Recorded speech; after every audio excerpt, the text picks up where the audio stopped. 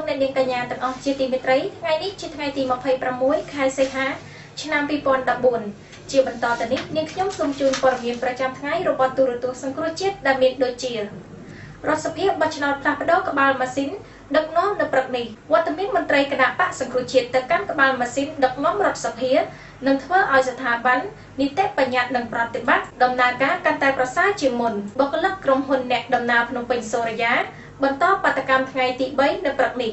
ប្រជាពលរដ្ឋរងគ្រោះដោយការអភិវឌ្ឍផ្លូវរថភ្លើងតវ៉ានៅមុខធនាគារអភិវឌ្ឍអាស៊ីសូមឲ្យពិនិត្យលទ្ធភាពផ្ដល់សំណងឲ្យបានសមរម្យចាលោកអ្នកនាងកញ្ញាទាំងអស់ជាទីមេត្រីជាបន្តទៅនេះសូមអញ្ជើញលោកអ្នកនាងតាមដានទស្សនាព័ត៌មានពិស្ដារ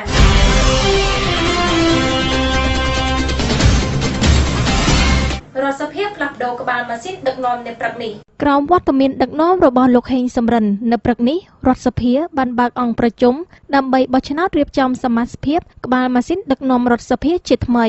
ការរៀបចំជាថ្មីគឺធ្វើឡើងដោយអនុលោមទៅតាមកិច្ចព្រមព្រៀងនយោបាយរវាងគណៈបកទាំងពីរនិងបទបញ្ជាផ្ទៃក្នុងនៃរដ្ឋសភាដែលទៅធ្វើវិសោធនកម្មថ្មីនេះយោងតាមបទបញ្ជាផ្ទៃក្នុងនៃរដ្ឋសភាសមាជិកអចិន្ត្រៃយ៍រដ្ឋសភាមានគ្នាសរុប13រូបដឹកនាំដោយប្រធាន1រូបនិងអនុប្រធាន2រូបដែលមកពីគណៈបកដឹកនាំរដ្ឋាភិបាល7រូបនិងគណៈបកនៅក្រៅរដ្ឋាភិបាលចំនួន6រូបសមាជិកគណៈកម្មការជំនាញនៃរដ្ឋសភាមានចំនួន10ដែល9ជាគណៈកម្មការចាស់និងមួយទៀតទើបបានធ្វើវិសោធនកម្មបង្កើតថ្មីកាលពីថ្ងៃទី8ខែមេសាគណៈកម្មការជំនាញទាំង10ដឹកនាំដោយគណៈបកដឹកនាំរដ្ឋាភិបាលចំនួន5និងគណៈបកក្រៅរដ្ឋាភិបាលចំនួន5ស្មើគ្នាក្នុងនោះចំពោះគណៈកម្មការណាដែលគណៈបកនយោបាយណាមួយទទួលបានតំណែងជាប្រធាននឹងត្រូវទទួលបានតំណែងជាលេខាមួយរូបបន្ថែមទៀតហើយគណៈបកមួយទៀតនឹងទទួលតំណែងជាអនុប្រធានតាមការបោះឆ្នោតនៅព្រឹកនេះលោកកឹមសុខា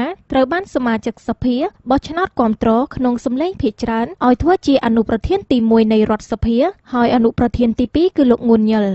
ដោយឡែកការបោះឆ្នោតជ្រើសរើសសមាជិកបន្ថែមសម្រាប់គណៈកម្មការនីមួយៗបានប្រព្រឹត្តទៅដោយបញ្ចប់ត្រឹមគណៈកម្មការទី3ហើយការជ្រើសរើសសមាជិកគណៈកម្មការទី4ដល់ទី10នឹងបន្តនៅថ្ងៃស្អែកសមាជិកបន្ថែមក្នុងគណៈកម្មការទី1រួមមានលោកអេងឆៃអៀងលោកច័ន្ទជេងលោកជាពូចលោកគង់សភានិងលោកងឹមញេនគណៈកម្មការទី2មានសមាជិកបន្ថែមរួមមានលោកសុនឆៃលោកលឹមកំយ៉ាតលោកខីវ៉ាន់ដេតនិងលោកឡុងបូនីគណៈកម្មការទី3មានសមាជិកបន្ថែមរួមមានលោកប៉ុលហំលោកស្រីតែច័ន្ទមនីលោកវ៉ាន់សំអឿនលោកអុតសេរីយុទ្ធនិងលោកកងគឹមហាតាមបទបញ្ជាផ្ទៃក្នុងរដ្ឋសភាដដែលគណៈកម្មការនីមួយៗមានសមាជិកសរុប9នាក់ហើយសមាជិកនៃគណៈកម្មការនីមួយៗនឹងត្រូវបោះឆ្នោតដើម្បីជ្រើសថ្នាក់ដឹកនាំរបស់ខ្លួនដែលមានប្រធានអនុប្រធាននិងលេខាធិការអ្វីត្បិតតែការជ្រើសរើសថ្នាក់ដឹកនាំគណៈកម្មការរដ្ឋសភាមិនទាន់បានសម្រេចចេញជាផ្លូវការប៉ុន្តែយោងតាមបញ្ជីក្រៅផ្លូវការស្ដីពីសមាជិកថ្នាក់ដឹកនាំថ្មីនៃរដ្ឋសភាដែលទូរទស្សន៍សង្គ្រោះជាតិទទួលបានគឺប្រធាននៃគណៈកម្មការនីមួយៗមានឈ្មោះដូចខាងក្រោមនេះទី1គណៈកម្មការសិទ្ធិមនុស្សទទួលពាក្យបណ្ដឹងអង្កេតនិងទំនាក់ទំនងជាមួយនឹងព្រឹទ្ធសភារដ្ឋសភាដឹកនាំដោយសមាជិកមកពីគណៈបកសង្គ្រោះជាតិហើយតំណែងប្រធានបានទៅលើលោកអេងឆៃអៀងតំណាងរាស្ត្រខេត្តកណ្ដាលទី2គណៈកម្មការសេដ្ឋកិច្ចហិរញ្ញវត្ថុធនាគារដឹកនាំដោយសមាជិកមកពីគណៈបកប្រជាជនកម្ពុជាហើយតំណែងប្រធានបានទៅលើលោកជាមយាបទី3គណៈកម្មការផែនការវិនិយោគកសិកម្មអភិវឌ្ឍជនបទបរិស្ថាននិងធនធានទឹកដឹកនាំដោយសមាជិកមកពីគណៈបកសង្គ្រោះជាតិហើយតំណែងប្រធានបានទៅលើលោកប៉ុលហំ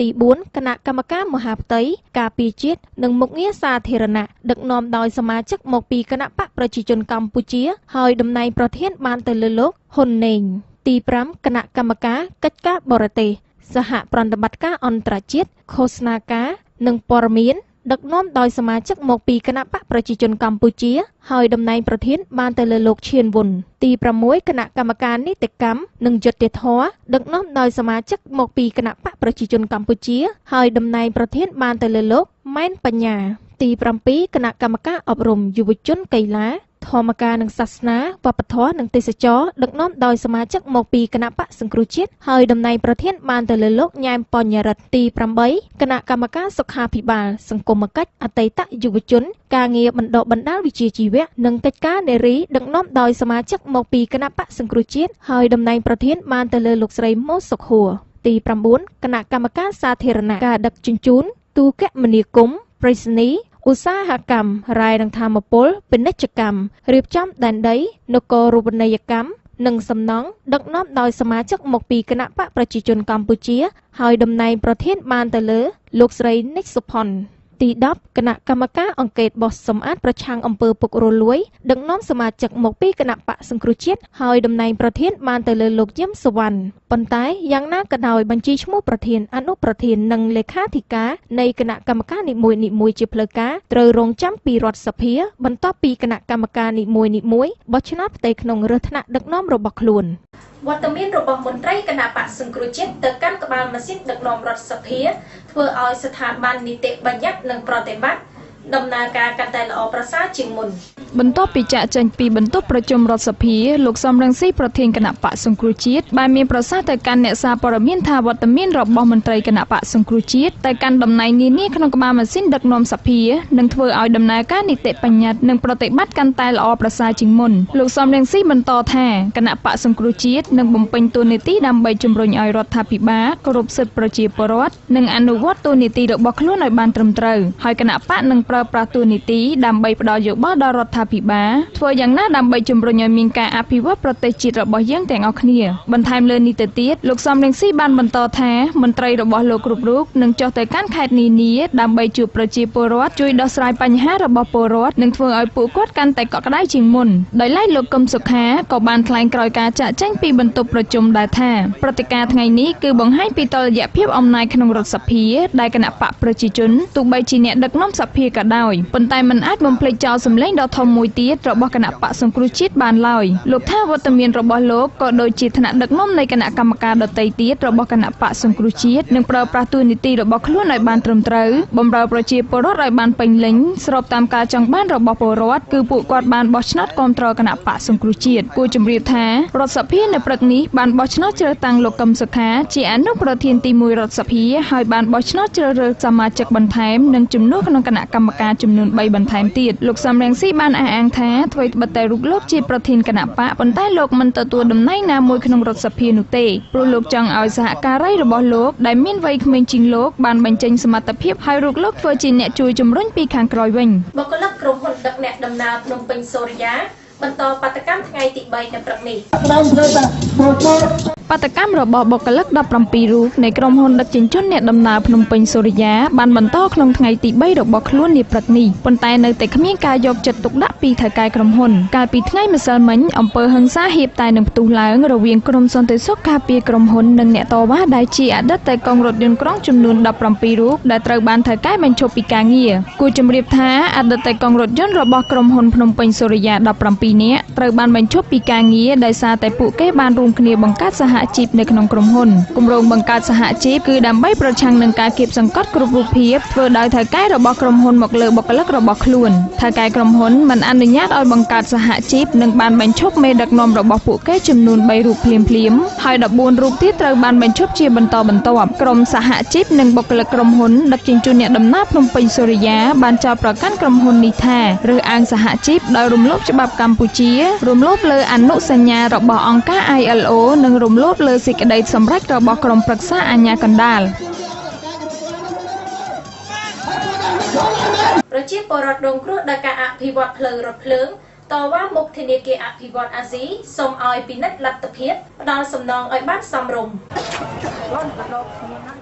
ប្រជាពលរដ្ឋរងគ្រោះដោយសារការអភិវឌ្ឍផ្លូវដែកក្នុងរាជធានីភ្នំពេញជាង100នាក់នៅព្រឹកថ្ងៃទី26ខែសីហានេះបានប្រមូលផ្ដុំគ្នានៅមុខការិយាល័យកណ្ដាលរបស់ធនាគារអភិវឌ្ឍអាស៊ីហៅកាត់ថា ADB ដើម្បីធ្វើសន្និសីទសារព័ត៌មានបង្ហាញថាពួកគេនឹងធ្វើការតវ៉ាជាថ្មីម្ដងទៀតនៅថ្ងៃទី1ខែកញ្ញាខាងមុខប្រសិនបើធនាគារអភិវឌ្ឍអាស៊ីមិនបញ្យល់ឲ្យបានពិតប្រាកដអំពីទំហំនៃការអភិវឌ្ឍផ្លូវដែកពីអខ្សែរថភ្លើងទាំងមូលការ ភិវឌ្ឍឲ្យពួកខ្ញុំមានជីវភាពរីកចម្រើនទៅមុខមិនមែនអភិវឌ្ឍឲ្យពួកខ្ញុំកាន់តែវេទនាទៅទេ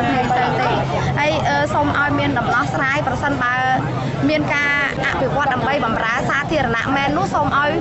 មានសំណងដោយសមរម្យនិងយុត្តិធម៌សម្រាប់ពួកខ្ញុំទាំងអស់គ្នាក្រុមអ្នកឃ្លាំមើលនៃដំណើរការអភិវឌ្ឍផ្លូវរថភ្លើងធ្លាប់បានលើកឡើងថាប្រជាពលរដ្ឋរងគ្រោះដោយសារការអភិវឌ្ឍផ្លូវដែកនៅក្នុងរាជធានីភ្នំពេញមានជាង 3000 គ្រួសារហើយពួកគេក៏ធ្លាប់ជំរុញឲ្យធនាគារអភិវឌ្ឍអាស៊ីនិងរដ្ឋាភិបាលធ្វើការសង្កេតនិងចុះសិក្សាឡើងវិញថាតើសំណងដែលធនាគារត្រូវសងជូនប្រជាពលរដ្ឋវិញមានតម្លៃប៉ុណ្ណាសូមបញ្ជាក់ផងដែរថាប្រភពទឹកប្រាក់ដែលធនាគារអភិវឌ្ឍអាស៊ីបានផ្ដល់ទៅឲ្យរដ្ឋាភិបាលគឺបានមកពីប្រទេសចំនួន3រួមមានប្រទេសអូស្ត្រាលីប្រទេសម៉ាឡេស៊ីនិងប្រទេសអូប៉ិកដែលមានទឹកប្រាក់រហូតដល់$141 លានសហរដ្ឋអាមេរិកក្នុងការកសាងផ្លូវរថភ្លើងចំនួន2ខ្សែដែលមានប្រវែង400គីឡូម៉ែត្រហើយគម្រោងអភិវឌ្ឍនេះត្រូវបានក្រុមហ៊ុន Toll Hiding នៃប្រទេសអូស្ត្រាលីទទួលដេញថ្លៃលើគម្រោងនេះដែលមានរយៈពេល3ឆ្នាំទាំងការគ្រប់គ្រងនិងការធ្វើអាជីវកម្មលើផ្លូវរថភ្លើងមួយនេះចាលោកអ្នកនាងកញ្ញាទាំងអស់ជាទីមេត្រីព័ត៌មានប្រចាំថ្ងៃរបស់ទូរទស្សន៍សង្គ្រោះជាតិដែលលោកអ្នកនាងទៅបានតាមដានទស្សនាអំបញ្ញមិញនេះចាប់តែប៉ុណ្ណេះនាងខ្ញុំសូមអរគុណសូមជម្រាបលា